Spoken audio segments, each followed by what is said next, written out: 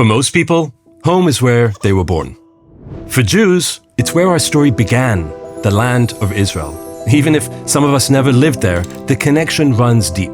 Our prophets, our kings, our ancestors walked this promised land. We built a kingdom and spoke Hebrew here. Jerusalem was our capital. Twice. Every time we were exiled by empires, we prayed towards it, broke glasses at weddings to mourn its destruction, and said, "Next year in Jerusalem," for more than 2,000 years. Our entire calendar is built around this land. The holidays weren't timed to, say, Poland or Morocco, rather to the soil and the seasons of Israel. We are a complete civilization bound to one place.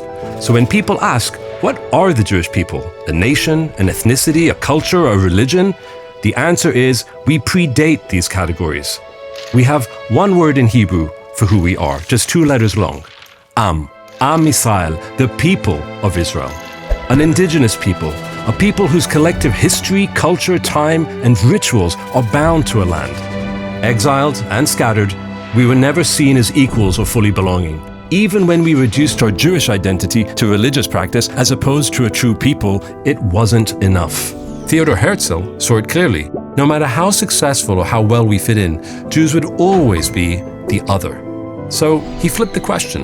What if we stopped asking for permission to belong and just went back home? He reminded us all, we are a people, one people, with a shared past and future and a home we longed for. So when the world was being reshaped in the 19th century with empires crumbling and nation-states rising, we wanted what others wanted. Freedom and self-determination in our nation-state. That's Zionism. Zionism is the Jewish people's movement for self-determination in our ancestral homeland. Not living at the mercy of kings or czars or mobs, shaping our own future.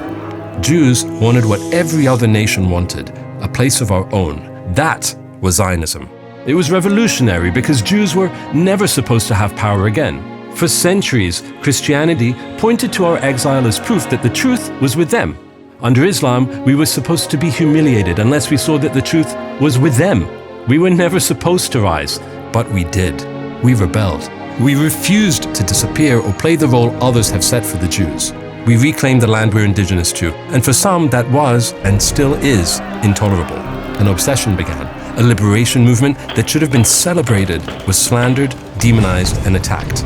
Its enemies called it colonialism, even though we were in our ancestral homeland.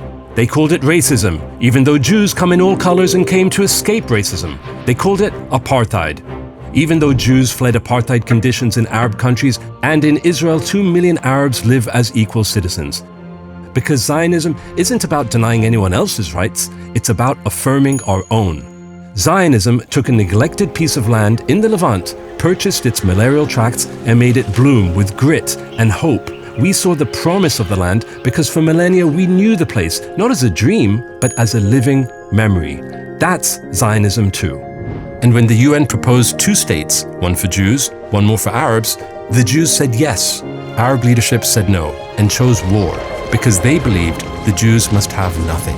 We didn't want that war, but we survived and became stronger for it, finally creating a home and opening its doors to over 1 million people made up of Holocaust survivors and Jews cleansed from Arab lands for the crime of daring to imagine themselves equal.